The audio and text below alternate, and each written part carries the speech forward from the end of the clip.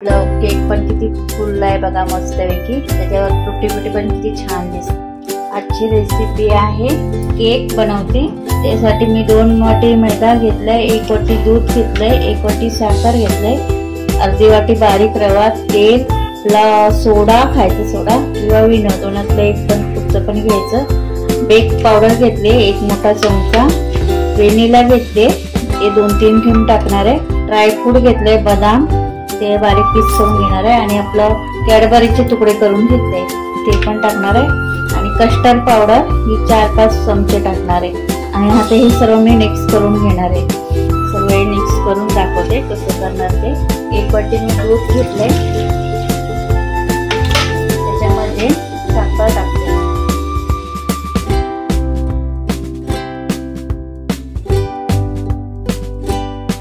साखर चांगली विरघळली ना त्याच्यामध्ये मैदा टाकते,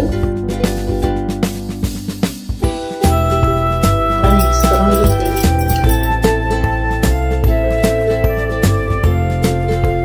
तुमच्याकडे दही असेल ना दही पण थोडं टाकू शकता, थोडस पाणी।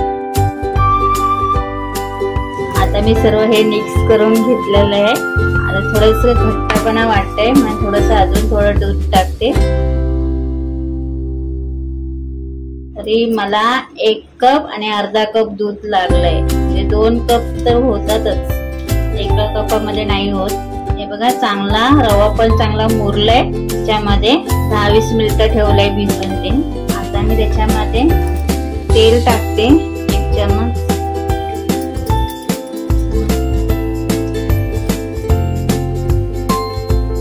कस्टर्ड पावडर टाकते, हे बेकिंग पावडर 1 चमच आणि खायचा सोडा आपला टाकलाय चिमूटभर, म्हणजे अर्धा चमचा। आणि हे आता सर्व किसमिस, काजू, बदाम तर मी चांगलं हे फिरवून घेते।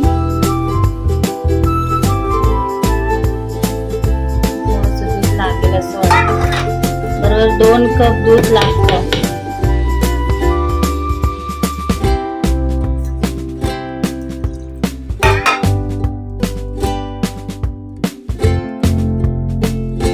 त्याच्यामध्ये मी थोडीशी तुटी फुटी मध्ये टाकते, थोडी वरून टाकणार आहे, थोडे कॅडबरीचे पण पीस काढले ते पण टाकते मध्ये। आपलं हे सर्व रेडी झालेलं आहे बघा, असं पाहिजे। आता मी भांड्याला पण तेल लावून आणि मैदा थोडस भरून घेतलंय कारण खाली लागू नये म्हणून। आता मी याच्यामध्ये विनो टाकते थोडासा आणि थोडा खायचा सोडा पण टाकणार आहे। याच्यावर थोडं पाणी टाकते आणि आपला खायचा सोडा आहे ना तो पण थोडासा टाकते चिमूटभर। त्याला एक साईडला फिरून घेते सारखं, असं चांगलं घुटून घेतलं ना, एक साईडलाच घ्यायचं घुटून।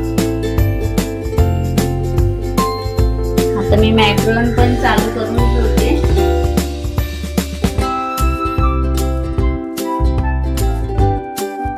जास्त वेळ लावायचा नाही, आपलं विनो टाकल्यावरती लगेच टाकायचं। त्यावरती तुटी फुटे टाकते। आता मी मॅक्रोन मध्ये ठेवते, नंतर मी तुम्हाला दाखवते। आता मी मॅक्रोन मध्ये ठेवलाय, केक रेडी झालेला आहे बघा, मस्त फुगलाय। तर आपला केक आपला झटपट तयार झालेला आहे आणि आपलं केक पण किती फुललाय बघा मस्तपैकी। आणि त्याच्यावर तुटी फुटी पण किती छान दिसते। तुम्ही पण अशाच प्रकारे बनवा आणि आवडल्यास लाईक आणि शेअर करा।